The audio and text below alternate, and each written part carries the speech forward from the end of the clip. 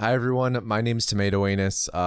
Today is August 7th, 2023, and this is the retrospective where I go back, watch old videos, talk about what they did and didn't do well. I have my handy dandy note-taking notebook right here where I will try and learn things from watching old videos to improve future videos. If you're watching this video in 2024, you could have watched this a whole year earlier, actually. This video is available pretty much the day I record it, if not the day after, for people on Patreon who support at the $6 tier and higher. That is the middle of the road tier. So if you want to catch up on all of these, watch these as they come out. If you're watching in 2024, then go head on over to Patreon. Today, going over a handful of videos, actually. So we've been working our way through the videos that I've kind of produced at this point. We did the first Speedrun Explained, first Head Cripple, or first Speed Cucked, couple of the various Speedrun Explains that were sprinkled in these early days. And today I'm going to try and tackle 3 videos, and then pretty much after that it'll be only Speedrun Explains and 1 Speed Cucked. So the 3 videos I'm looking to do today are cringing through my first speedrun, revisiting my first world record, and how much time can we still save, breaking down the Fallout 4 speedrun. My reasoning for wanting to break these down instead of just skipping to glitchless Fallout 4 is that these videos, from what I remember, have editing to them. This was before I had really figured out that Speedrun Explained is what I wanted to do. Not that it's the only thing I want to do. I still have many projects in mind and things I want to make, but I was trying to experiment with different forms of making speedrunning content in an edited and scripted way. Mostly actually just edited. These weren't scripted at all. These were actually kind of me just sitting at my desk, watching through runs, and when there was something of note, I would record something or react to it in the moment. So there's not really any scripting here. From what I remember, there's at least 1 bit. It'll be in this first one we watch of cringing through my first speed run.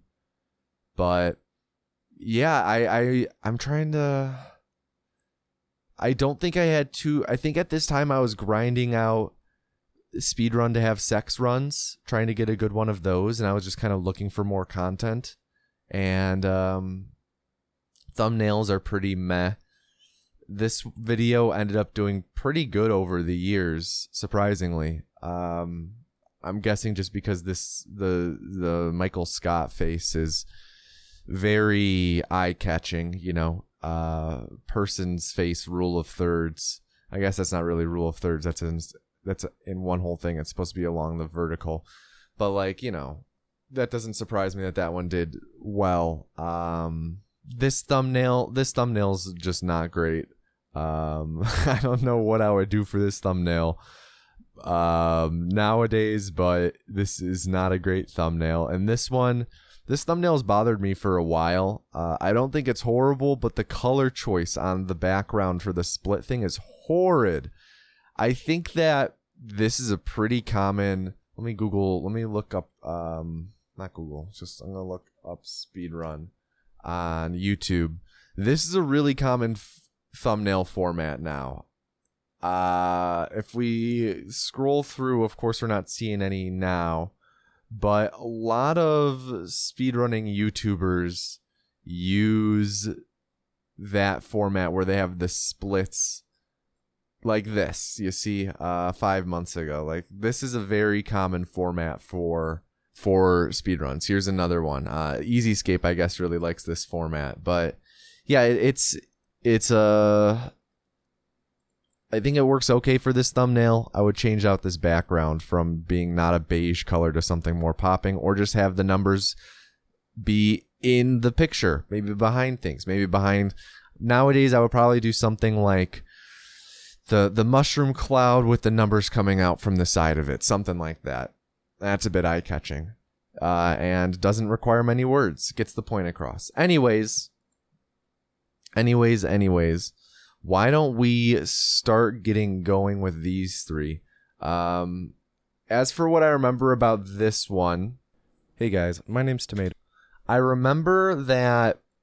Why is this so dark? I remember that I remember there's a bit. I remember the bit. I won't spoil it. There's a bit in this involving Joanus and I don't know why this is so dark. That's kind of upsetting. There's a bit in this involving alcohol. I won't spoil it. And I remember when I went to make this video that the live split file, I didn't have my original live split file, and my Twitch VOD was of my actual first completed speedrun was lost to time. So I remember that, so we won't be seeing the actual original speedrun of mine, my first speedrun, but should I don't think that there's too much. Is that it? There we go. That font opacity was really low. I can't think of any other stuff going into this really, other than just talking about how bad something was, talking about how I took a long time to menu at some point. And I typically am looking for, when I do these retrospectives, I'm looking for ways to improve my future videos, which are largely Speedrun Explained focused.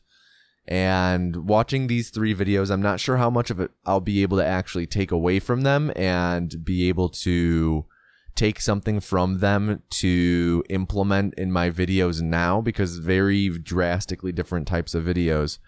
But that's not to say that there can't be things to be learned from them. I'm just expecting less notes than usual compared to reviewing a Speedrun Explained. So just going into this, expect fewer notes. We'll see though.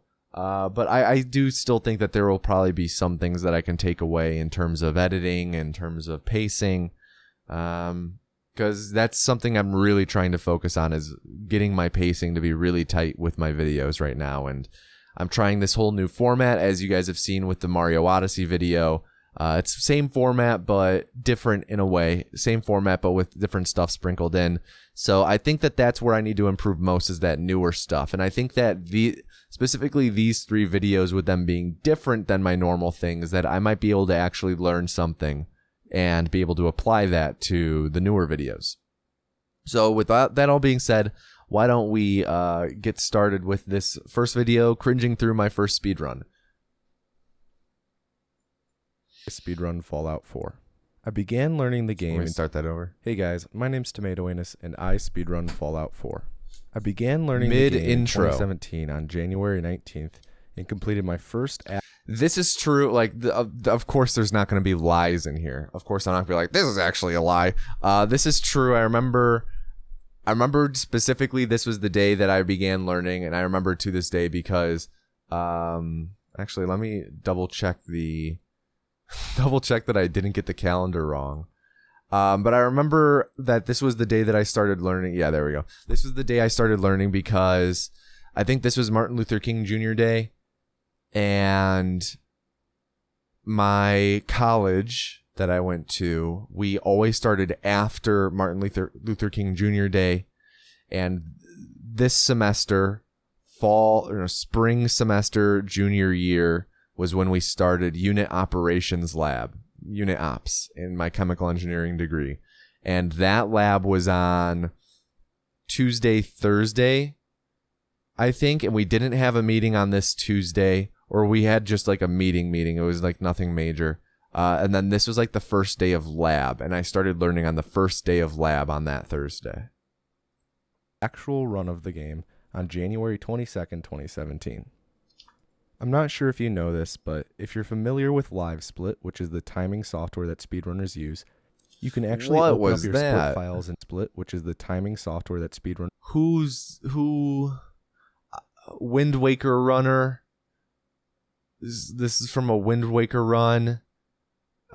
I have no clue whose split that was. Trackmania. Oh, geez. I have no clue where I took these from. Use. You can actually open up your split files in Notepad and see every individual attempt you've ever done of the game. The file lists the time that you started the run, the time that you ended the run, what attempt number it was, and if you actually completed the run, what your final time was. I thought it would be interesting on this 2-year anniversary of my first completed speedrun to go back and review and critique my first ever completed run of the game. Opening up my live split file, we can see that my first completed attempt was on my 3rd overall attempt at a run, and the final time was 1 hour, 2 minutes, and 42 seconds. Now, I desperately wish I had the video of this run somewhere, but I was an idiot and I didn't archive my first ever speedrun, which is something you should do if you're ever going to get into speedrun because it could be fun to look back on, but I still kick myself for this mistake, so we're going to go and look at my first recorded speedrun that's on speedrun.com.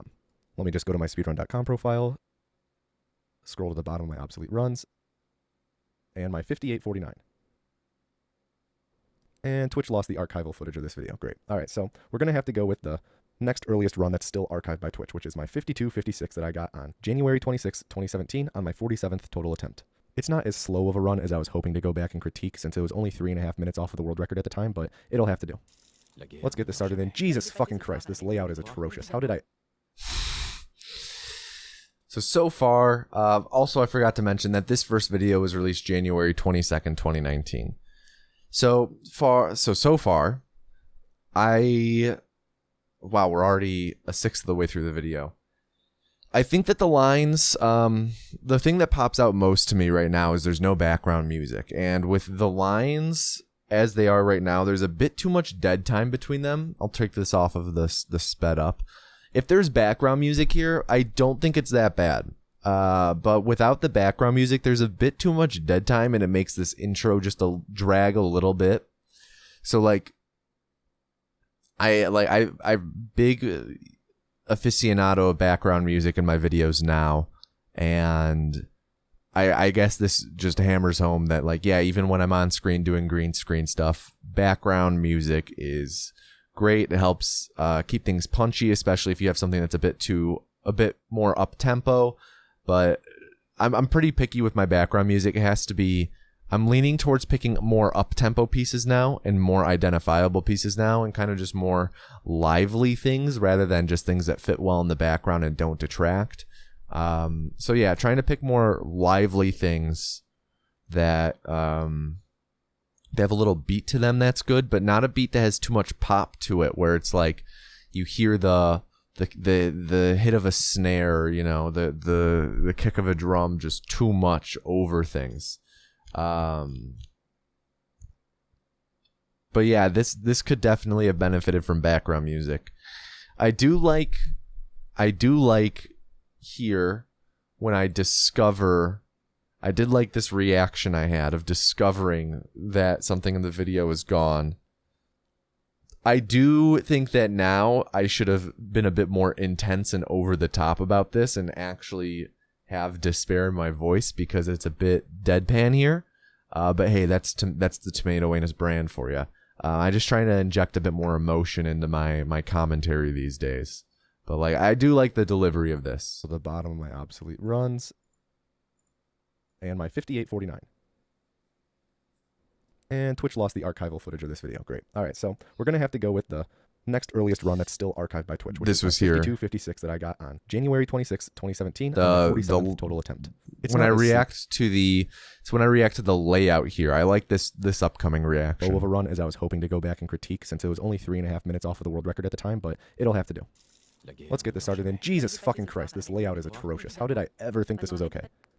The speedrun hasn't even officially started yet, and we already have a mistake with me not selecting the Asian and the ginger for my character presets. I mean, those are classics. You gotta always run with those. They're the fastest. I mean, watch how slow me doing my special stats are compared to how fast I do them now. Ooh, that was actually really good. I'm actually really impressed by this. This was probably the first time I had ever layered video like this in one of my videos. This works. It being slightly off to the side.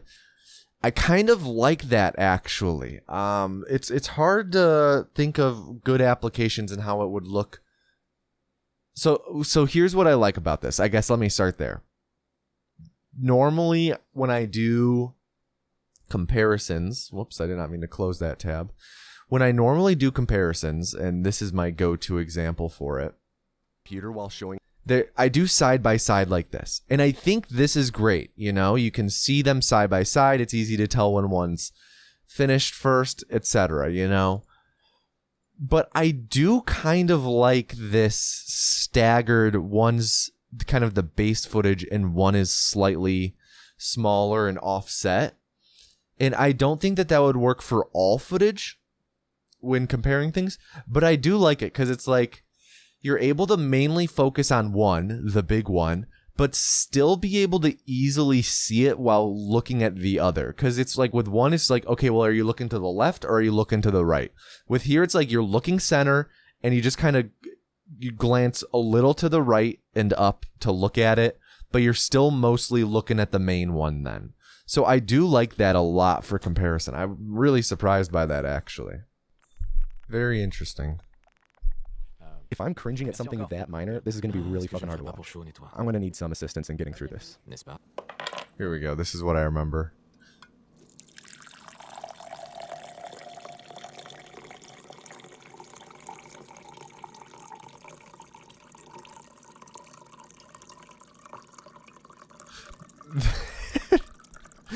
That is such a long pour. That should be good. So, just talking about filming this, I remember when I went to film this, I originally was, when I first started the pour, right here, I intended the pour to end after, like, I intended it to be like, just a quick pour, like half the glass real quick. There's a forgot to take the stopper off of it though. And I started pouring it. I'm like, oh, this is taking a while. It's like, I should just fill the entire fucking glass up because of how slow this is. And I think it works really well for just timing because you don't expect it to go on for nearly as long as it does. I do think that this... I don't remember where I was going with that. I do think that this... I have gotten a lot of comments with people being like, wow, you were really drunk by the end of the video. I didn't drink a drop of this. Right after filming this and ending this, I carried the bottle and the glass over to my sink and I poured it back in. I got like most of this back in the bottle. I just poured it for that. I didn't drink a drop of this when making the video. This split only ends up being a 346, which is 5 seconds off my goal today, and about 3 seconds off what I typically get for this split. And even then, this split is so slow watching it back. The delivery's not bad on that either. Like, I didn't have a script for this, which the telltale sign of me not having a script is whether or not the video has subtitles. They're auto-generated.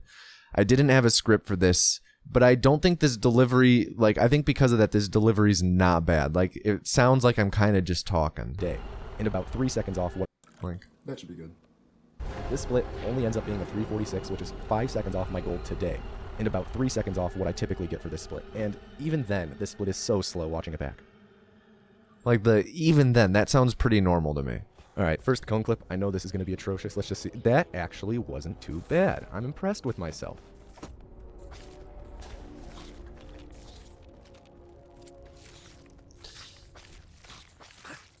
And I immediately take back me saying I was impressed with myself. This is just sad. Okay, I was going to say, this seems like a long time after the clip to have nothing going on. Like, I was going to say, oh, I should have cut straight from after I'm impressed with myself to this moment. But I think as one piece it kind of works. But I think it would still actually probably work with cutting from the not too bad, impressed with myself. I immediately take it back. And I immediately take back me saying I was impressed with myself. This is just sad. The second cone clip, not terrible. Could have been worse. But overall, this split ended up being a 919, which you want to aim for like sub 905 for a good run. Like sub 9 for a great run. 919, just not cutting it. This also reminds me, and I'll go through this real quick. This is kind of a tangent. This is reminding me a lot of a video idea I have and I really want to make. I just haven't gotten around to it. Just extenuating circumstances. But what I really want to do is once I'm able to find time to stream again, speedrun again, speedrun Fallout 4 again, and not to the point where I'm not saying that I want to speedrun Fallout 4 again and grind for world record. That depends entirely on how I'm feeling with it, but just grind it enough to where like I'm feeling really comfortable like about knowing the insides and outs of it again, because like, you know, that stuff comes and goes with time. My memory of everything in the route and how things all used to be done fades. But as soon as I start doing runs again, it comes back right away. It's like, oh, right. When we used to do this and this is faster, all that kind of stuff. I remember all the details then. So what I really want to do is brush up on Fallout 4 speedruns, and then take a video where I pretty much do this to my PB, but it's like, I would call it something like an incredibly long and like an unnecessarily long and whatever deep dive of Fallout 4 speedrunning. And it's pretty much me in front of my green screen, and I go through the speedrun and talk about everything I can think of. Just like, here's what I'm looking for in this moment. Here's the options I have. Here's what's faster. Here's what I'm looking at as I run up to here. Here's what I'm thinking about here. Here's why I'm doing this. Here's why this works. All that kind of stuff. Just like a complete all-in-one breakdown of a Fallout 4 speedrun, which is like an hour-long run, right? It's 35 minutes or so, but like with loads, an hour-long run. I feel like that video would be like 4+ hours long, but I would love to do like one huge video like that. And if I filmed all of it and it was unscripted and I was working off of memory, I don't think, despite it being a super long video, I don't think it would be horrible to edit. I think it'd be a lot better to edit than I am anticipating. It's just the filming would take a while. The filming would be brutal. Filming for that long is really tiring. But that is something I want to do, and I'm liking watching this because it's making me realize that could really work as a video. Alright, Museum of Freedom. Time to show off to the world my elite shoot and loot skills and how all my hours in CSGO are finally about to pay off. I'm pretty sure I'm spoiling a line. I won't spoil. I'm pretty sure I just remembered the joke I'm about to make because I was about to make it. I'm like, wait, I think I actually put that in this video. So we'll see if I say it first. CSGO are finally about to pay off. Yeah, I'm not even going to make a comment on that. No, I'm going to throw up. Why did I use my mouse to press OK? No, I'm gonna throw up. That's how I talk normally. That's I like having stuff like that in there. I like the amount of slowness and hesitation picking up these pipe pistols is just wow, slowness and hesitation. Incredible. For some reason, I exited and entered the building twice here. I don't know why. I can't think of any reason other than I probably had a stroke. So I didn't make the joke, but I thought I was going to make the joke of like I had bad aim. I was like, all my time in CSGO finally pay off. And then I have bad aim, and then I say, it's now that I'm remembering that all of my time in CSGO was spent surfing, because that's true. I have 25 hours in CSGO. Pretty sure 24 of those hours is surfing. I really don't remember why I entered and exited twice. The Deathclaw pretty much went smoothly, and overall, this split, it could have been worse, but it was still really bad. There's no major mistakes here. It's just me being bad. Oh man, I forgot that we used to run this route to Good Neighbor. Nowadays, we run around the north end of the Mass Fusion building and then jump on top of like a truck and then into an alleyway to enter Good Neighbor, but back in the day, we used to do a cone climb into Good Neighbor. Cone climb.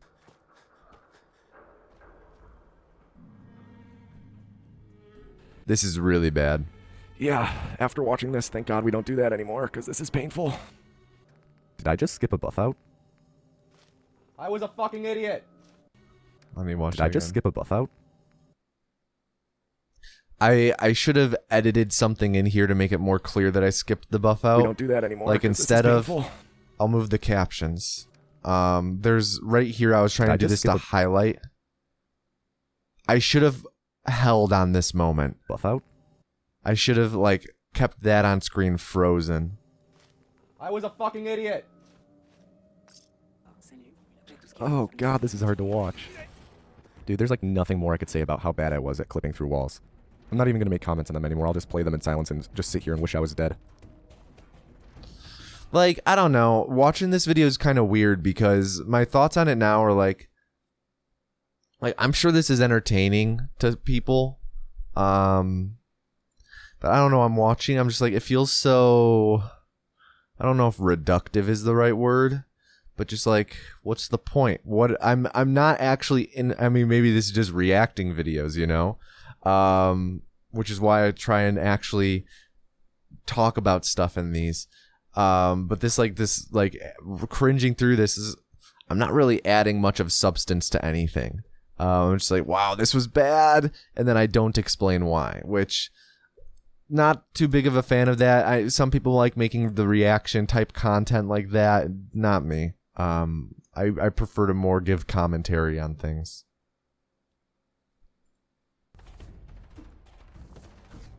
Okay, the Kellogg cover slide, this is like almost entirely out of the player's control, but not really. You can kind of do a little bit to remediate any like really bad cover slides. So let's see how, oh my fucking God, that's atrocious. What the fuck? Why did I keep running with that? Oh my God. Why? That's one of the worst slides I've ever seen done in a run that was completed. Probably the worst. What the fuck, dude? That wasn't too good. Overall, this had to have been probably one of the, if not the worst Kellogg splits I've ever completed. You could blindfold me, and I could probably get a comparable time to this split. That's how bad this one was. That was definitely... that was definitely incredibly hyperbolic. It's like, this is the worst one I've ever completed. It was only 1 second slower. I only lost 1 second compared to my PB, so it was only 1 second slower. That I'm sure that the PB that I was comparing against didn't have that bad of a slide and was just like had a really bad clip or really bad clips. But yeah, being a bit hyperbolic, but you know, that's what these videos are. Station in Vault 114, the whole rescuing Nick Valentine segment. One of the, if not the most difficult split at the time of this run. It was very frustrating. Very glad it's not in the run anymore. So before even watching it, I know this is going to be just terrible. Jesus Christ. See, I do kind of miss, this was a nuts split, Park Street Station. And this is just me not even retrospecting anymore. That's not even a verb, but it is now. This is a split that was like the hardest in the run, in that you had to clip, like, I don't know, maybe a bit of it is in this video. There was 2 clips in this split. Yeah, 2 clips and some platforming. And both the clips were a bit finicky, but once you got used to them, they weren't horrible, but sometimes you get screwed by it. But I do kind of miss this split, because this split was really fun once you got good at it, and it was a really fun split to practice. Like, you used to boot up the game, you would practice your load warps, and then you would practice this clip and the next clip. So I kind of miss them. They did make the run a lot more interesting.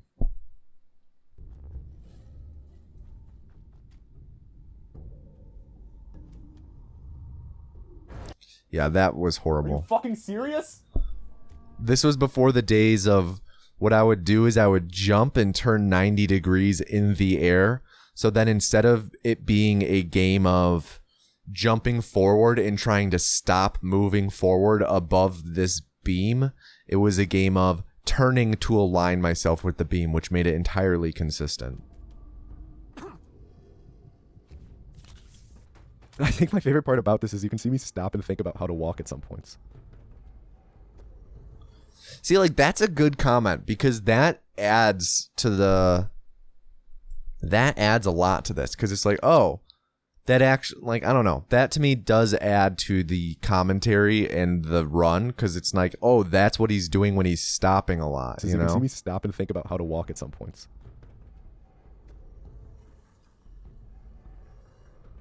Yeah, that split was atrocious. That's like a minute and a half slower than a decent time for that split, so definitely room for improvement there. All right, Green Tech Genetics, it's a pretty straightforward split, but it's pretty chaotic at times. I think I managed decently. I mean, I did have this boof on this box climb, but other than that, not terrible. Not terrible. Could be worse.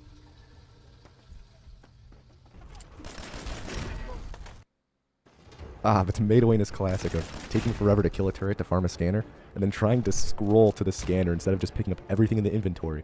Because you're not looking perfectly at the turret, you go into third person. The classic. Building the teleporter. This is actually my favorite part of the Fallout 4 speedrun to this day. Like, this is the part of the run that I have the most fun doing. It's very...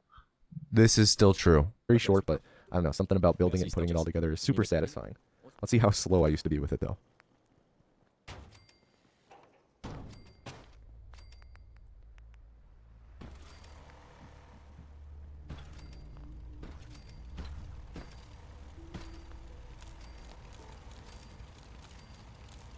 That's not very good. It's pretty slow.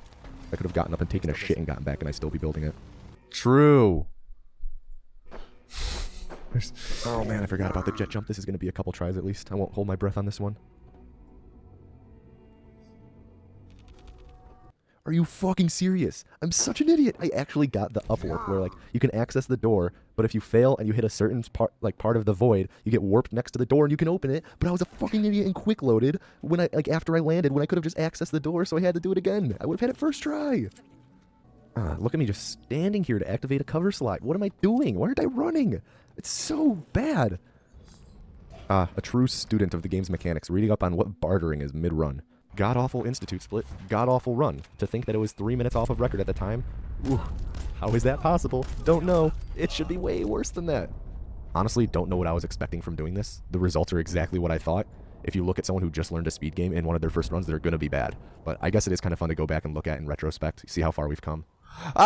He said this thing. Thank God that I keep hitting my microphone. Don't have that 1 hour and 2 minute run, like my first ever speed run, because that would have been real rough to sit through, and I'm not sure I would have been able to stomach it, but who knows? Maybe at a future date we'll go back and like watch my first record or something like that and just pick apart that as well and just cringe at everything terrible that I do, because my first record was incredibly unoptimized as well. But I've been Tomato Anus. Thanks for watching, and I hope you have an above average day. Overall, like I said, didn't expect many notes, but a couple takeaways. Background music being a must for sure. Makes it feel slow without it when there's pausing. The reactions to things should have been a bit more over the top and better timed. And I did really like that side-by-side comparison. I think that that's something that can actually be implemented in my current format of videos. But overall, is all right.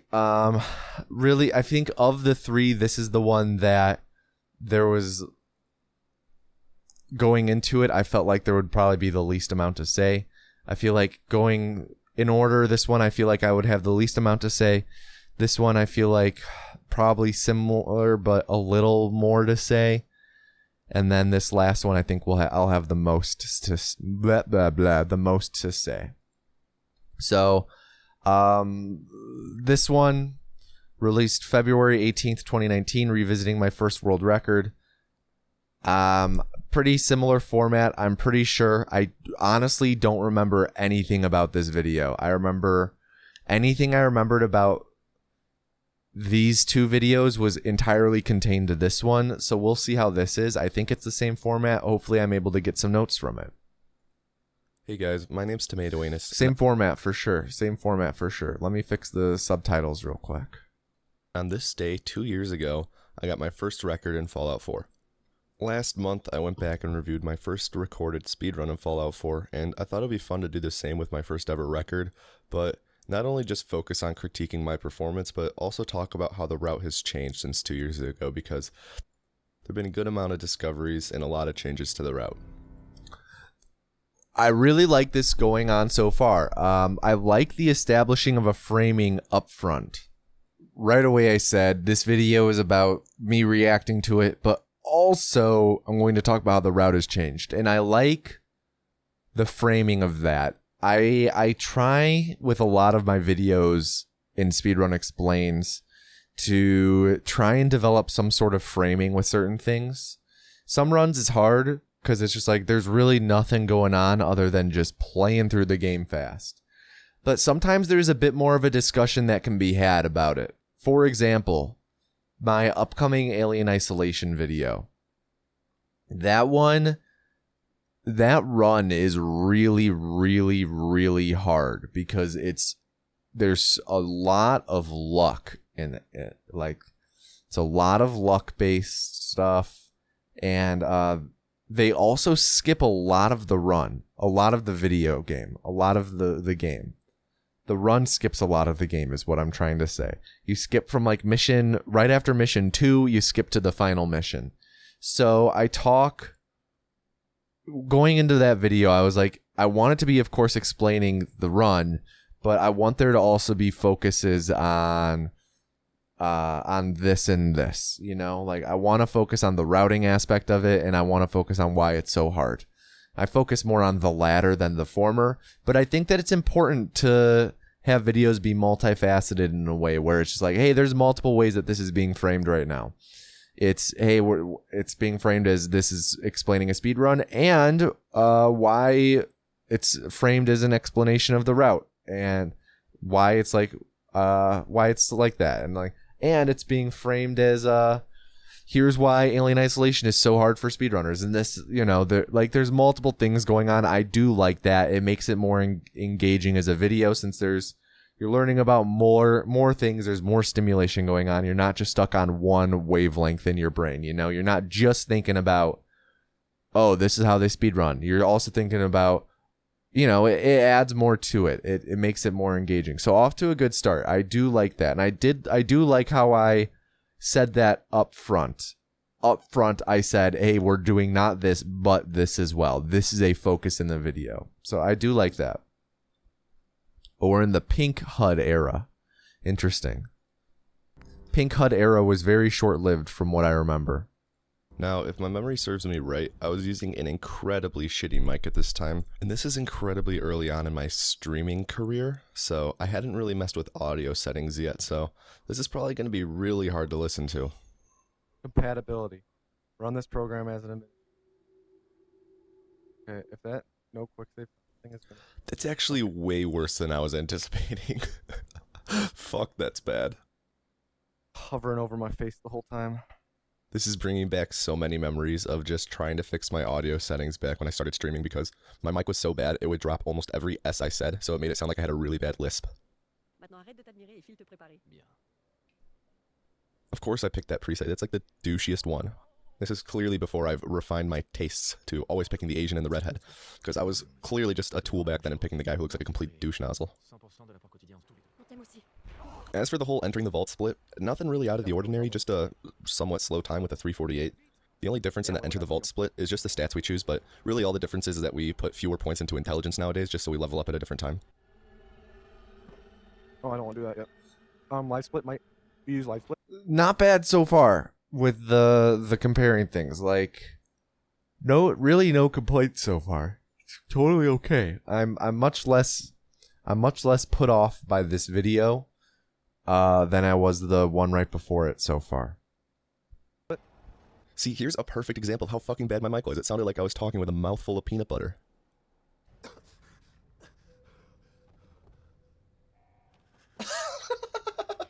That's so fucking bad. Jesus Christ. Oh my god. Oh god, and now I can't even get this clip. This is just sad. How is this a record? This would be an instant reset nowadays. Instant reset. That's true, that would be an instant Now, if you're reset. familiar with Fallout 4 speedrunning nowadays, you'll notice that we didn't pick up a security baton, and we're also not setting up a punch warp here by targeting the rad roaches in vats. That's because punch warping wasn't discovered at this point and wouldn't be for another 4 or 5 months. A 926 leave the vault is absolutely horrendous by today's standards. Nowadays, we do more in the vault split with setting up our punch warp and everything, and even then, we aim to get out of the vault around 30 seconds before what we have right now, so just think about that. We do more in the vault nowadays, and we get out faster, way faster than I did in this split. Again, I think that this is actually pretty good so far. I don't like everything. When I was kicking the cone around and I just laughed, that was a bit lazy. I think that there was a bit more that could have been done there. I think I was severely limited at this time. My hands were very tied in terms of my editing skills. It's not that I'm a great editor these days, but I'm far more advanced of an editor than I was then. But like, I don't know, do an edit. React in some way other than just laughing, you know? Don't just be a hyena looking at something. I do really like what I've talked about so far with the differences. I think that that's really solid and interesting, being able to be like, this is really bad. And then I add the context as to why. This is bad because we're looking for this time, and not only were we 30 seconds slower than what we look for now we accomplish more, and we're 30 seconds faster. So that's just how slow this was. We were looking to accomplish less, and we were 30 seconds slower. And we're trying to accomplish more because punch warping was found. So we're doing this and this and this now. Like, I think that's really good. I think that that's really good to talk about. Like, you know, it's just, like I said, it's more to focus on. I'm not just here to watch a guy laugh at a video. I'm here to watch a guy laugh at a video and also learn something. Yeah. Nowadays with punch warping, we just trigger our punch warp right away on one of the raiders near the Museum of Freedom, so we discover it, and then we end up in the middle of the map, and then we kind of round about back to the Museum of Freedom a little later, and then do it then. But because we didn't have punch warping, we actually had to go through Museum of Freedom right now, because we get to the center of the map by cover sliding, which means we need to set up another cover slide inside of the Museum of Freedom, so we just do it all now. But in addition to not only doing the Museum of Freedom right now, we actually saved the Minutemen, as opposed to just clearing them out to get the relay device off of Sturgis, because at this point in Fallout 4 speedrunning, we actually sided with the Minutemen, and we really didn't do too much with the railroad other than talking to them to decode the chip. And because we're siding with the Minutemen and actually rescuing them, that means we have to do the shoehorned-in Deathclaw fight that happens way too early on in the game. So we would have to do this fight, get the minigun, and once we learned that we could just side with the railroad as opposed to the Minutemen, like, and it worked in terms of the speedrun, we could just drop this entire Deathclaw fight and save like a minute and a half alone there. So overall, this split wasn't terrible, just some outdated strats with things that we have to do in this run but that we don't do nowadays, and also just some slowness and hesitation with killing the raiders and picking up the pipe pistols. Another slowness and hesitation drop. It's really not that bad so far. This is actually kind of interesting as a video, and it's making me feel better about this idea that I mentioned about the talking about how the routes changed over the years while walking through everything. Nowadays, when we get to the center of the map by Green Tech Genetics, we use punch warping, which, if you don't know, pretty much teleports us to a set location based on coordinates where we set it up. And it's really consistent. It spawns us right next to Green Tech Genetics, and we don't need our power armor. But back in the day, before we knew what punch warping was, we had a cover slide there, which, if you don't know what that is, it's pretty much slingshotting us across the map. Well, the thing with the cover slides is they're pretty inconsistent, and you can land in a wide area, and you never know exactly where you're going to land. So when we do this cover slide, we have to be in the power armor so we don't take fall damage, and then after we land, we have to run in the power armor to Green Tech Genetics, where we drop off our power armor, and then we continue with the run. So really outdated strats here. Cover slides as a whole are typically slower than punch warping because of the fact that you have to fall more, and also you have to trigger it several times, which takes some time. So very outdated strats here. Super glad that cover sliding here isn't in the run anymore because it sucked and it caused some crashes. Yeah, he's having that issue too. One thing that I'm noticing throughout this run, I think, again, like, I really don't have a lot to talk about here from my perspective in 2023.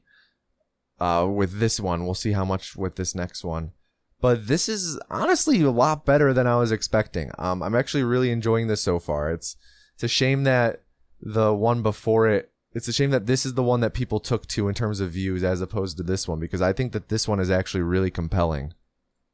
especially in this little shopping segment, is just so Interesting. The YouTube like-dislike bar is broken. The extension I use. many little things I'm doing are not as fluid. Like during the shopping segment, my menuing isn't as fluid, and then when I go to steal this fat man here, I kind of just look to the left, then look to the right, and then start moving, whereas nowadays it's all one motion where it's like left, right while moving. So just a lot of little things. That's where a lot of time save came from over the years, is just being more fluid with my movement and making sure to try and always be moving.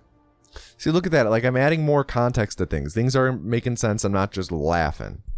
After Although the I shopping did is when we just run laugh in this video. to Diamond City, and then we do our glowing sea run. Up to this point, outside of the vault split and the Minuteman split, nothing's really terrible. Everything's just a little slower than I'd be doing nowadays because naturally you get better over time, but not a terrible run, but just kind of sloppy in some segments, like what we talked about with like being fluid with our movements and our menuing being a little slow. So not terrible, but definitely a bit hard to watch. I'm pretty sure this run had an incredible end game for the time, so we'll see when we get there. Like, I think a perfect video in this format would be you take the good parts of this and combine them with the good parts of this, because like I think this is really far in the one direction of just making jokes and clowning on it.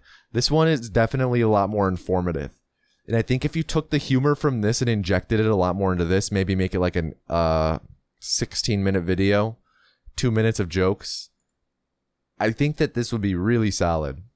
This Vault 114 split where we rescue Nick Valentine was probably the most difficult split in the run while it was still a thing. But watching this back, my clips were actually very smooth and very clean. The only thing is that I take a lot of time to line stuff up.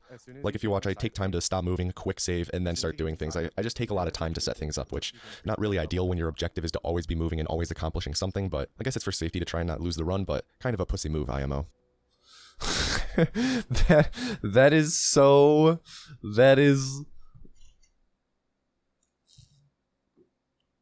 so me when it comes to speedrunning.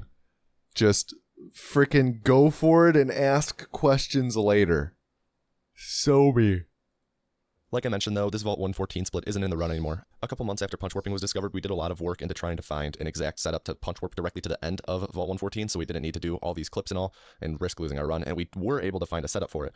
But then we found a way to completely skip 114, so it's not a part of the run anymore. Instead, we run straight to DC. When we're in DC, we enter Nick's agency, and that'll cause him to spawn in there after we kill Kellogg, and we don't have to ever go into Vault 114 to rescue him because the game is buggy as hell. This Vault 114 split though was very clean, saved me a shit ton of time, and definitely put me on record pace. A good time for something, but I can't remember where to go. I also kind of cover less in this run. I just skipped over the entire memory sequence, although there isn't really much to talk about there. Kind of skipping through this run a lot faster. I dream about those dreary eyes. I never. Oh my god. What song was that? Indie rock, glamorous indie rock and roll by the Killers. Easy. No. What the fuck? Singing on stream, easy. So before with the railroad, we would strictly use them for decoding the Corsair chip. Really nothing else. This pretty much constitutes just going to them, talking to them, and then standing around while Desdemona walks in and talks with Tom, and he decodes the chip. There really isn't much to it. Nowadays, because we're part of the railroad, we're able to skip all of the side stuff with doing the Minutemen, which you'll see soon. But this means that there's more dialogue with them when we actually go to talk to them. But because of the way the railroad is set up, there's a lot more we can do to skip a bunch of dialogues, which we couldn't do with the Minutemen. So pretty much we do more stuff now with the railroad, and the run is more complicated because of that, but we do more things to skip it where we couldn't skip any of the stuff with the Minutemen. Now, in order to that wasn't a bad explanation. We do more stuff now with the railroad, and the run is more complicated because of that, but we do more things to skip it where we couldn't skip any of the stuff with the Minutemen. That's not a bad explanation. Where it's like, yeah, it's a lot faster now, but it's a lot more complicated. We have to do a lot more, but overall it makes it faster because we're skipping a lot more. Not a bad explanation for something unscripted, though. Now, in order to enter the Institute to beat the game in Fallout 4, you need to build a teleporter. And in order to build a teleporter, you have to be loyal to one of the factions in the game. You have to get to know them kind of well. This means that we have to do a loyalty quest for each of them. Now, for the Railroad, this involves retrieving Carrington's prototype, which is what we do currently. But for the Minutemen, it means doing a settlement quest. And this settlement quest was to go to 10 Pines Bluff and help the settlers there.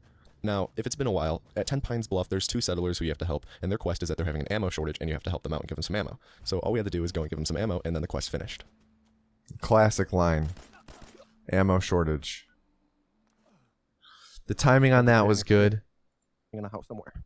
Christ, my mic didn't pick up one S in that entire sentence. I don't even know Christ, what my mic didn't. was trying to say. Don't be sitting in a house somewhere. Christ, my mic didn't. Don't pick be up standing one or sitting S in a that house somewhere. I'm talking about Preston. entire sentence. Or Sturgis. Yeah, Sturgis. So I ended up gaining a lot of time for entering the Institute here compared to my previous run, but that's not because the split was particularly good. It was about average, but my PB that I was comparing against had really bad luck with there being bloat flies close enough to Preston Garvey and the other Minutemen so that they aggroed onto them, and I lost a shit ton of time. So it was kind of luck that I didn't get hit with bloat flies this time, but overall, just an okay split. What the fuck is this music? I've never heard this music before. That was weird. Like a harp.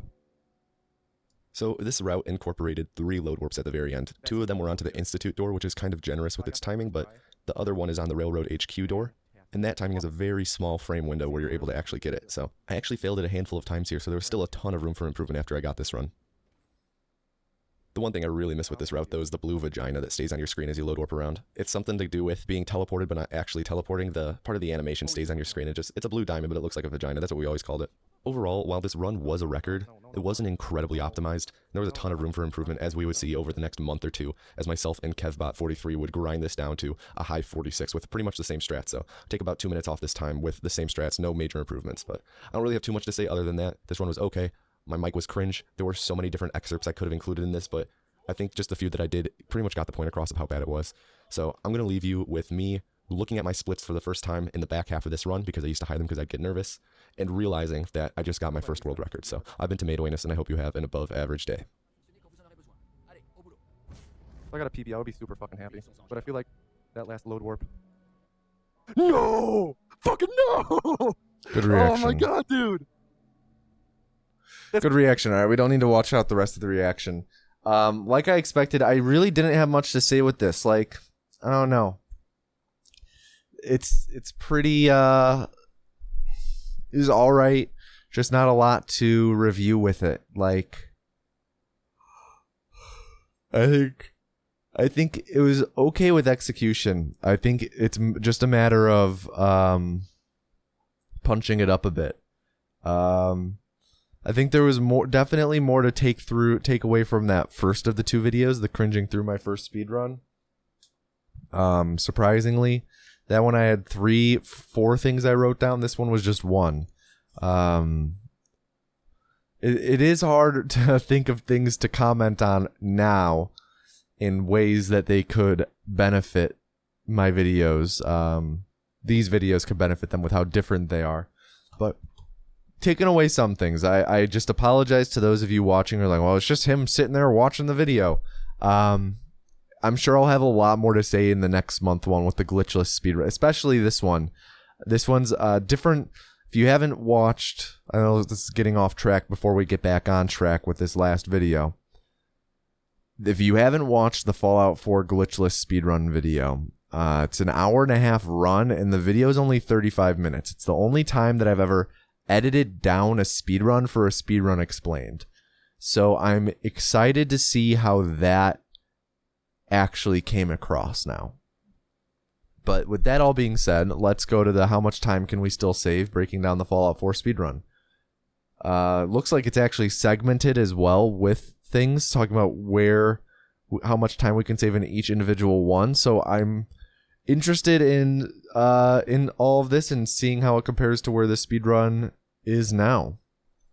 This is, of course, made before several discoveries, such as armor stacking. So won't necessarily line up or make sense with things, but it'll be interesting to see how it compares. So as for what I remember going into this video, really not a lot. I honestly don't remember anything about its contents. I think it was just, it had been a year since the record was broken, so when I was looking for video ideas, so I made this. I don't remember anything about how it's edited, although I have an idea. It's just me talking over the footage. But yeah, looking forward to seeing how this plays out. It's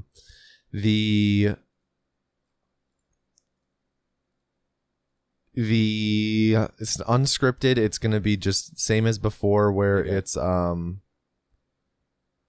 me kind of talking and editing things as things went along. But yeah, we'll see how this video is, what takeaways we can have.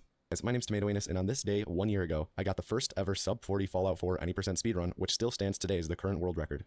I figured that since the run still hasn't been beaten, it would be fun to 39:45, record's now 35:46, so we're 4 minutes faster. Run is very different now than it was then as well. At least go back and look at the run and see where time can still be saved. An easy way to see how much time can still be saved is what's called the sum of best.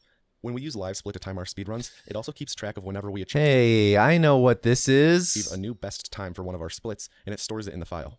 If you add up all your individual best split times, this comes out to your sum of best, which is theoretically the best possible time you could have gotten if you played every split as perfect as you possibly can as a runner. Now, there's really 2 different kinds of speed games when it comes to looking at your sum of best. The first kind of speed game is the kind where your sum of best very much represents a time you could actually get if you did a flawless run. A great example of this is Super Mario Odyssey. At the time of recording, the world record is just under an hour with 59 minutes and 58 seconds. At this time, Chaos Pringle's sum of best is 59 minutes and 37 seconds, which means that his hour... I like this so far. The explanation of sum of best is pretty good. I just wish that I had used some sort of way to highlight this, because it's still like... There's still a lot of information on this screen right now. Look, of course I know what it is. I know how to read all of this. Anyone who watches speedruns regularly knows how to read all this, but I could have simply just highlighted something with a box, you know? Like, could have just highlighted best possible time. I could have highlighted some of best segments with a box. Makes it so much easier. As for what I'm saying, I'm not sure if I 100% stand with. There's 2 different types of speedruns. The ones where you're close to your sum of best and the ones where you aren't. I think that's a bit reductive to say. I think I'm using the word reductive well. Just, I don't know. I would probably be a bit more nuanced with how I word that. But generally, like, because, like, where is the line drawn, you know? Like, it's like, there's two types of people. Those who weigh over 100 pounds and those who weigh under 100 pounds. It's like, well, yeah, the line is just fucking arbitrarily drawn there, you know? Like, where, you know, it's just like, oh, okay, what's close to a sum of best? Under a minute. Okay. Well, there's a lot that are 50 seconds, a lot that are 55 seconds. Like, you know, it's not like that's really close. It's still kind of far off. It's just closer to this arbitrarily drawn line. So probably would have a bit more of a nuanced breakdown of this, but generally I get what I'm trying to say, and I did used to really stand by this. Long world record is just 21 seconds off of what you could consider perfect play from him. Conversely, there are speed games where your sum of best doesn't really reflect a possible time for a human to get in a run. A great example for this is SpongeBob SquarePants Battle for Bikini Bottom. This game might look like a meme game to you and a meme speedrun, but it's actually an incredibly technical and deep speed game that has a huge community. At the time of recording, the current world record is held by Shift at 53 minutes and 25 seconds. If you look at his sum of best though, it's over 2.5 minutes faster than his actual world record. With this game, sum of best Again, really just isn't highlight. a viable metric to determine how fast a human can actually perform a speedrun. Of these two kinds of speed games, Fallout 4 is very much the latter. My current sum of best for any percent is around 38 minutes and 30 seconds. And this minute and 15 second gap between my sum of best and the world record isn't because the run is unoptimized, it's because 39:45 is really close to the best possible time a human could actually get in the Fallout 4 speedrun. Now, as I just mentioned, my sum of best is around 38 minutes and 30 seconds, but there's no way in hell anyone's going to get a 38 minute and 30 second run with our current strats in Fallout 4. So I figured today we'd go back, actually look at the splits with a realistic lens, and determine how much time we can still actually save in Fallout 4. If you're familiar with Fallout 4 and the any percent speedrun, you'll know that it starts off in the pre-war segment where your main goal is to... That was a really good intro. I struggle with intros a lot, which is why I've started to do this green screen thing. I've struggled with intros a lot where I feel like they've gotten really dry and really hard for new viewers to watch. A regular viewer of mine will watch one of my videos and be like, oh yeah, this is the intro, he's going over all this stuff. A new viewer, I don't know, it's like, just get to it already. This was an intro that didn't drag in any way because it's like it's going over the premise of the video in a way where things are still being taught, which I really like. In my current videos, I go over the premise of what we're about to do, but it's not like there's any real stuff of substance in my current videos in the intro. It's very much checklist. Got to talk about this. This was a lot more of a natural intro in terms of how it was written or how I went about kind of introducing the idea of what this video is. So I do really like that. The intro with information in it. And I think that this is a problem my videos have that is almost entirely solved by just starting with the run, which is something I say this a lot now, learned from these retrospectives that I'm beginning to implement in my videos. Beginning to implement again, because I used to do it all the time. My Alien Isolation video, I'm starting to film tomorrow. Today was finalizing, not finalizing revisions, doing revisions to the script based on comments from the runner and another person who was reviewing it. And then recording this, but tomorrow I'm planning to actually start recording. And the plan is to jump straight in with the run, like how I used to and how I did with my Bioshock 1 video. So intros are super important, and I think this has a good one. Assign your special stats and to also enter the vault. There really isn't a whole lot to this split, and it's really easy to play it perfectly, and the majority of your time loss will just come from random pauses in the dialogue where your character says uh-huh or mm-hmm. My enter vault segment in my world record was pretty solid with a total time of 3 minutes and 42.01 seconds. If you're really good at this segment, it's not uncommon to get 3 minutes and 42 seconds, but if you're really good, you can get 3 minutes and 41 seconds. The best time I ever got in this segment was 3 minutes and 41.49 seconds, meaning we're around half a second off in my world record. Because of how short this split is, and also because of the fact it's the first split, so a top runner is going to reset a lot until they get a really good time, I'm more comfortable with assuming that we get really close to my best possible time on this split. So why don't we say that in this split we end up with a time of 3 minutes 41.75 seconds. This puts us about 0.26 seconds off of both my actual time and my best time I've ever gotten in this split. The next split in the speedrun is the entire Vault 111 segment. Now you can really divide up this split into 2 different sections. I like this a lot too, this running tracker of how much time saved so far. That's really smart. Really, really smart. I don't think it needs to be on screen this entire time. I don't think it needs to be on the bottom like that.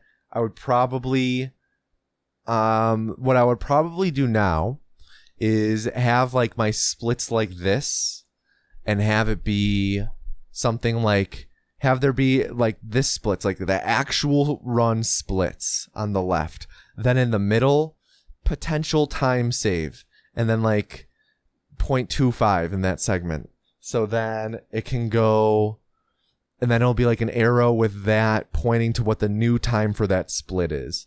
We could work through our way through all the splits, going through all the individual time saves with a total time save thing calculated maybe at the end so that people aren't like getting an idea of how much time save overall by the end. Maybe keeping a track throughout, but I think that that's probably the way to do that. Again, my editing at this point was nothing beyond, excuse me, I have the hiccups. Nothing beyond being able to do text on screen and I have the hiccups really bad, I guess. Nothing beyond being able to edit text onto screen, add an outline to it, which I apparently learned at some point, and editing video on top of one another and cropping stuff. So clearly starting to get a bit more comfortable with Vegas, but definitely still limited. But that's probably what I would do now, is this whole split comparison thing with like showing how it affects the splits and what the new split would be. Before you get frozen and after you exit the cryogenic stasis. The segment before you freeze, there's really no time loss to be had because you really just ride an elevator down, walk forward, and then grab a suit and talk to the doctor, which is something I did without any blemishes in my record. The second part of the Vault 111 segment is when most runners consider the run to actually begin, which is why we actually have an alternative any % category called no intro, where we begin the run right here. This part of the vault really has 3 major tricks that we do. 2 of them are cone clips and the other one is setting up a punch warp. If we watch the first cone clip from my record, you can tell that it's not necessarily the most clean clip that I could have done. Instead of going straight up and through over the wall, I kind of dropped down and had to reposition my cone, losing about 2 seconds on this clip that I could have normally. This is, again, good. I'm enjoying this. But this is something where it's out of sync. Up and through over the wall, I kind of dropped down and had to reposition my cone, losing about 2 seconds on this clip that I could have normally saved. After the I would, if I were to redo this now, I would record, you can tell change nothing about the commentary, it's not necessarily the most clean clip that but just after showing this clip once in full speed, then I would play it again in slow motion. Instead of going straight up and through over the wall, I kind of dropped down and had to reposition my cone, losing about 2 seconds on this clip that I could have normally saved. After the first clip, we access a terminal to open a door and then set up our punch warp, both of which went very smoothly, but that brings us to the second cone clip. This clip did not go well, to say the least. Clearly, I struggled to actually clip up and over, and even once I clipped through the wall, then I struggled to actually enter the elevator area, losing me in total about 2 seconds again. And honestly, that overall, wasn't bad, though. Split was still really good. We had a final time of about 5 minutes and 19 seconds, which is only about 4 seconds off of my best time ever, which makes sense since I said I lost about 2 seconds to each of the clips. Now, it is a bit unreasonable to assume that both clips go perfectly in a run, since the clips are a bit inconsistent, especially the second one, so I think it's safe to say that instead of saving 4 seconds to pretty much tie or beat our best time ever, we would save about 2 to 3 seconds, but let's be conservative and just say 2 seconds. After we exit the vault... That was good. Little, if you watch the bottom, little cheeky editing thing, so I'm like, oh yeah, we've saved 4 seconds, because that's what I've said, if we beat our tie at our best time ever. So this is good. About 2 to 3 seconds, but let's be conservative and just say 2 seconds. I like that. I do that stuff to this day. So I like that. Despite not knowing how to edit, still inserting humor with the edits. So I like that. After we exit the vault, the next split is pretty straightforward. This split consists of triggering our cover slide to get to the Museum of Freedom, triggering our punch warp to get to Green Tech Genetics, and then getting the nuclear option quest by entering the Public Works Maintenance area. Really, this split only has 2 places where you can lose time. The first is in the triggering of your cover slide. The reason for this is that when you trigger your cover slide, you want to try and stand in a very... Great, I'm replaying something instead of talking out of sync. This is great, actually. ...precise location to make sure that you get a consistent landing spot. Obviously, since you have to stand in a very precise location, runners will typically take their time to make sure it's lined up just right. You can see me do this in my record run, and realistically, I could have gone a little faster and saved around half a second on this. Once we landed in Concord, we had to run up to the Museum of Freedom and trigger our punch warp, and this went pretty much as it was supposed to. It didn't really lose any time here, so we'll say that the world record is about as optimal as you could play this part. Similarly, the rest of the split is pretty spot on with what we need to do. There's really no way to mess up the public works maintenance area if you're familiar with the run. Now, an optimal time for the shopping segment in Fallout 4 is a bit counterintuitive.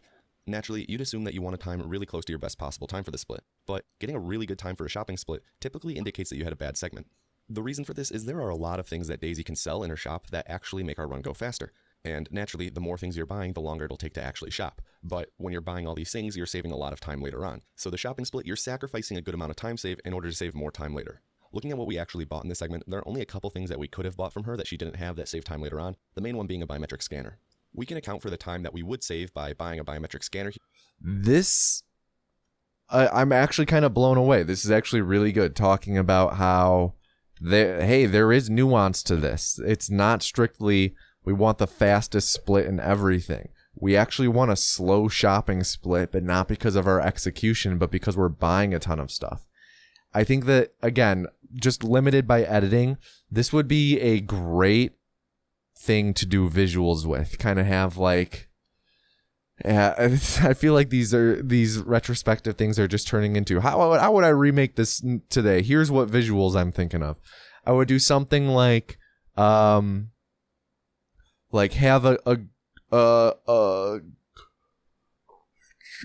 green bar with a certain length. Length indicates time. Let me pull up my OBS so I can see. So like length of a bar indicates time, right?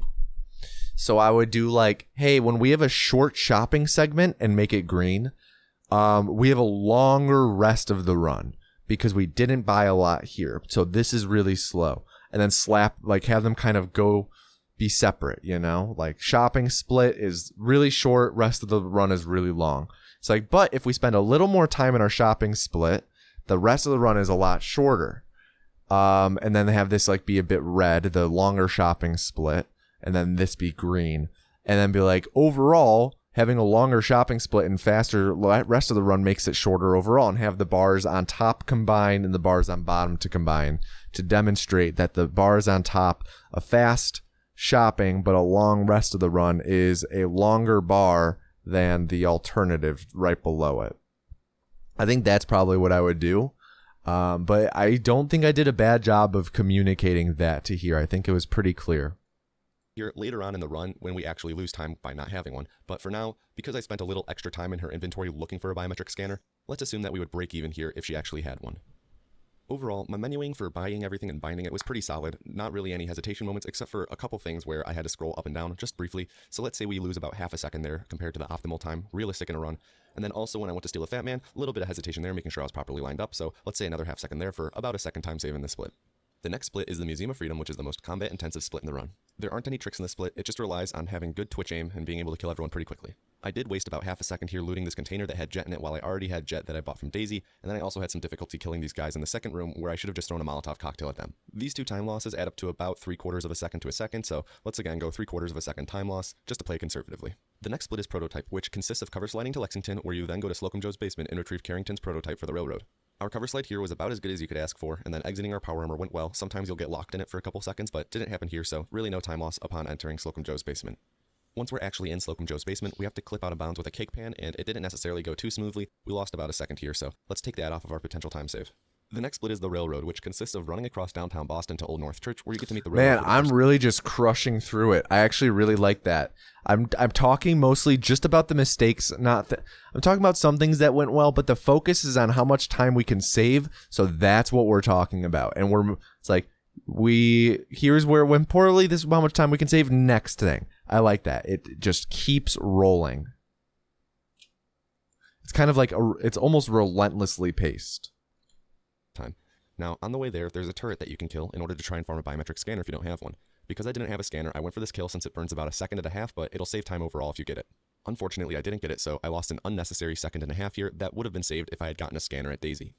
One fun fact about this split is there is a discover time save that saves about 2 seconds if you have an extra frag mine, but because of the way the game is currently routed, we don't have enough frag mines to actually do this trick in the run. Because of the fact that it's not really viable for the route, we won't count it against us right now. Once we're actually in Old North Church, our clip to the basement went pretty well, and then our dialogues with them went pretty smoothly as well. There were a couple things that could have gone a little faster, just little hesitations in the dialogue that are more or less up to luck, so let's say we could have saved about a second there. Overall, that brings our time save for the split to about 2.5 seconds, which isn't too bad. Our next split is what I refer to as Fenway, where we just run to Diamond City and trigger a cover slide to go to Nick's agency, where we then enter, exit, and then leave Diamond City. It's a really straightforward split. Nothing really happens outside of one cone clip, which went pretty smoothly in this run, so I think it's safe to say that this is about as realistically close to optimal as you can get. So we're going to say for this split, there's no reasonable amount of time to actually save here. The next split is the Glowing Sea, which is the long drawn-out walking segment of the run. Typically for this split, the time that you end up getting is pretty constant. It's usually around 5:12 to 5:15, but because I didn't get the biometric scanner from Daisy, that means that I grabbed the backup scanner during this segment. Having to grab the backup scanner here loses you around 9 seconds that you would normally be able to easily save. Other than the biometric scanner, there really isn't any other realistic time save to account for in this split, other than maybe if you got a quantum, but those are pretty rare, so let's assume we didn't get any. The next split is Killing Kellogg, which probably has the widest range of all the splits for possible times you can get. The reason for this is that this split contains probably the most inconsistent cover slide in the run. This cover slide is set up in the far southwest corner of the map when we're doing our Glowing Sea run, and then is triggered in the far northwest corner of the map, so we slide along the west edge of the map and hopefully stop at Fort Hagen, which is where Kellogg is located.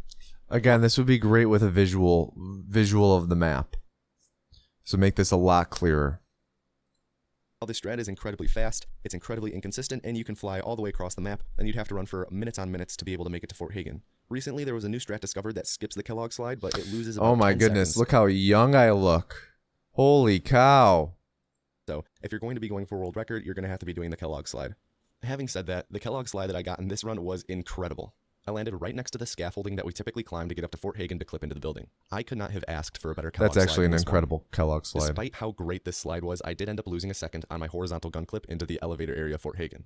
During the run, I got a little excited with how good the slide was that I wasn't really paying attention to where I was walking, and I kind of just walked backwards and left of the door instead of walking directly back into it, so I had to reset myself, losing about a second. After that little mess up on the clip, the rest of the split went smoothly, and I was able to make it out of there in 1 minute 25 seconds, just 5 seconds off of my goal time. The next split is talking with Nick Valentine in his DC agency after we kill Kellogg, and there really isn't anything to do wrong here other than missing a load warp, which I got first try in my run, so there isn't really any time to be saved in this split. Similarly, the next split is the Memory Den, which you've all heard me talk ad nauseum about, but this split doesn't really have any time save to be had because you just kind of walk in a straight line and there's nothing to really mess up as long as you don't fail your Amari dialogue skip, which we didn't in this run, so again, another split without any time save to be had. After the Memory Den, we have to go and talk to Virgil, who lives in the Glowing Sea. Unfortunately, during our run, Virgil's dialogue did lock up for around 8 seconds, which does happen from time to time. After we talked to Virgil, we headed over to Green Tech Genetics where we killed the Courser with our Fat Man in order to get the Courser chip, and there weren't really any mistakes there, so total time save for this split is around 8 seconds. The next split is a relatively short one. It mostly just consists of going to the Railroad HQ and having Tinker Tom decode the chip. This split did go pretty smoothly in my PB. There weren't really any mistakes or major time loss outside of maybe a second to some dialogues locking up. However, there was a new discovery within the past year that will save time in this split. This discovery is what we refer to as a dialogue slide. It behaves super similarly to a cover slide with a bit of a modification. All you have to do is aim your gun at Desdemona while she's finishing her dialogue here, and then the next time you aim down your sights, you get slingshotted back to where you were standing. This is used to circumvent having to run back up to Tinker Tom to make sure he's finishing his dialogue upon re-entering the HQ. The dialogue slide saves about 2 seconds, so accounting for that, as well as maybe saving a second from dialogue lockups, we save around 3 seconds in this split. The next split is the teleporter, which is a personal favorite of mine in the run. I just can't think of anything more satisfying than building this teleporter really, really fast. Rewatching this split now definitely is the most clean looking teleporter split I've ever had, and that makes sense because this is actually the fastest teleporter split I've ever had in my life. So I think it's safe to say that there really isn't any time to save in this split. Moving on to the last split, the Institute, this is definitely the split with the most potential for time save. In retrospect, that makes total sense because my hands were literally shaking when I was doing this split. And the nerves definitely show with how slow I am to set up the punch warp and then how I miss picking up the frag mine after. This right here alone is at least 3 seconds lost. In addition to just losing 3 seconds on that setup, there's actually a new setup for this punch warp that saves 3 seconds in itself. In the record, we teleport into the Institute, load up the relay tape to bring in Preston Garvey, and then we wait for him to teleport in. However, a new punch warp was discovered that allows for us to set up our punch warp while we're waiting for him to teleport in, meaning that we can multitask and not have to set it up after we've already talked to him.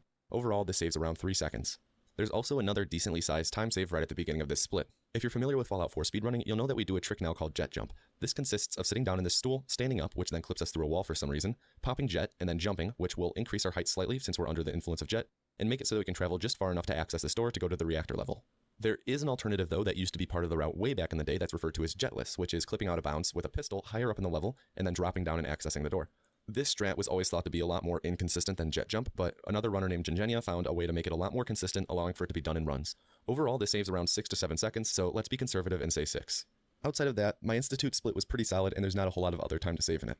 With the Institute being the end of the run, we can now look at what our time would actually be with all these time saves. My original run that we're looking at is 39 minutes and 45 seconds long. The time that we've added up today comes out to around 41 seconds of time save, meaning that our run would actually be 39 minutes and 4 seconds long. Now, let me just say, a 39:04 would be absolutely incredible, insane for someone to get in an actual run. I personally don't believe a human is going to get a time close to this unless new strats are discovered. The game is just so inconsistent, you would go insane grinding to get enough luck to get a 39:04 in an actual run. It's just that improbable that you have this kind of luck that all these things go right in one run, because things do happen like dialogue lockups that lose you time that are out of your control. I may sound like I'm contradicting myself because we did look at this run under a realistic lens. It's just so hard to do, I don't think anyone's going to get a time this good anytime soon. Do I think my record is unbeatable? No, there are mistakes in it. Anyone can beat it. Do I think 39:04 is really attainable for a human right now with current strats? No, it just seems too far-fetched to me, having all the experience in the game. I think you would go insane long beforehand and just get sick of the game. For those of you who are baseball fans, it's the equivalent of thinking anyone anytime soon is going to break Ricky Henderson's all-time steal record. With that being said, the Fallout speedrunning community really isn't a fan of the current Fallout 4 route. The route's just been really similar for a really long time, and it's kind of stagnated, and it's just kind of boring to us at this point, and a lot of things are really inconsistent that we'd like to get rid of. With that being said, there is a decent push right now for trying to make a new route work, mostly by another runner named Gingenia. There's been a fair amount of theory crafting in the past couple months about a potential reroute. We're actually incredibly close to this route becoming a reality. There are just a couple kinks in the route to iron out, but we're not really too sure on how to make them work right now without losing too much time and making the route unviable. But who knows, maybe in a couple days or weeks or maybe months, we'll figure out this route or a different route, and a 39:04 will become very much a possibility. Only time will tell how the Fallout 4 speedrunning route will really develop. I've been Tomato Anus, and I hope you have an above average day. It was a couple months after that a new route was discovered. Let me pull up obsolete. So 39:45, yeah, 39:40. It was right after ESA. It was when stacking started to be a thing. Or first was it, I think before stacking was a thing, the run was revised so that cover sliding, I can't remember it. I would need to do some reading. But yeah, overall, that was actually that video I was expecting to be the least engaging of the three, because the others are like more comedic, but I actually really enjoyed that one. I think it was pretty solid. I don't know. It was pretty okay. Definitely was a bit dry. It was literally just the breakdown of here's how we can save time. Here's where, how, and how much, you know. There wasn't really anything else going on, any sort of humor in there. So I think there's definitely room for that, but honestly pretty decent. I didn't have too many takeaways because it was just kind of solid. It was just a video that would benefit a lot from newer editing. So I think that while I was watching it, I was thinking about that potential video. I was talking about the unnecessarily excruciating deep dive into Fallout 4 speedrunning or whatever. And I think that coupling this into that idea is what I will do if I ever make that video. Include, hey, this isn't just a breakdown of everything. This isn't just a breakdown of what I look for. It's also a breakdown of how much time can be saved. What went right, what went wrong, all that kind of stuff. I actually think that that's a really interesting idea, and I would like to see this applied in other places. I would totally watch a video about like this for other speedruns. I think that it was interesting. I would watch the shit out of a video, someone talking, a Crash Bandicoot speedrunner talking about how much time they can save and where things went wrong and what estimate they would give for where it could be. I don't know. I really enjoyed that.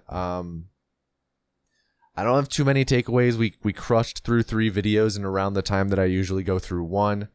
Like I said, planning to go through my other Speedrun Explains after this. This was kind of like the last hurdle until we get into exclusively Speedrun Explains, saved for 2 videos.